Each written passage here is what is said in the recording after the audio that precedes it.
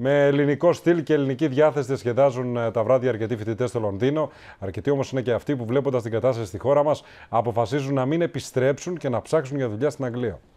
Γιατί όταν κλαις δεν έχεις αντοχές. Όχι, δεν είμαστε κάπου στην Αθήνα, ούτε καν στην Ελλάδα. Θα έχεις εμένα. Hellenic Nights λέμε και όλο το Λονδίνο στο πόδι. Φοιτητές από την Ελλάδα, την Κύπρο αλλά και από όλο τον κόσμο δίνουν ραντεβού κάθε Παρασκευή και Σάββατο σε γνωστό κλαμπ της Βρετανικής πρωτεύουσας για να διασκεδάσουν ελληνικά. Πώς σου ήρθε αυτή η ιδέα?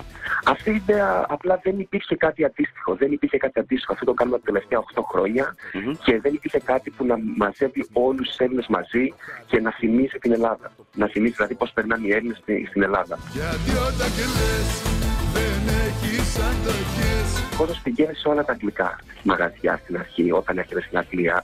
Πηγαίνει 1, 2, 3, αλλά μετά έχει αρχίσει και του λείπει ο τρόπος διασκέδασης στην Ελλάδα. Η κρίση στη χώρα μας αλλά και το μεγάλο ποσοστό ανεργίας αναγκάζει τους νέους του εξωτερικού να μην θέλουν να επιστρέψουν στην Ελλάδα. Οι περισσότεροι πήγαν για σπουδές, έψαξαν να βρουν εργασία και όπως ο Αυγουστίνος το πρωί δουλεύει σε πολυεθνική εταιρεία. Αυτό το κάνουμε γιατί περνάμε καλά. Όλο το staff που δουλεύουμε μαζί, όλοι έχουν τις δουλειές τις πρωινές. Γι' αυτό το κάνουμε κάθε Σαββατοκύριακο για να περνάμε καλά και να ερχόμαστε σε επαφή με τους Έλληνες.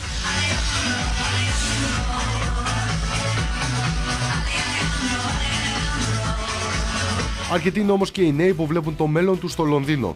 Καλύτερες εργασιακές συνθήκες, καλύτερη ζωή. Όλο και περισσότεροι αφήνουν πίσω την Ελλάδα για ένα βρετανικό μέλλον. Πάντα θέλω να γυρίσω στην Ελλάδα, αλλά για την ώρα δεν το σκέφτομαι. Είχε πολλοί κόσμος ο οποίος παρατάει τις δουλειές του στην Ελλάδα, χωρίς να έχει δει στο εξωτερικό και έρχεται στην Αγγλία και βρίσκουν όλη δουλειά.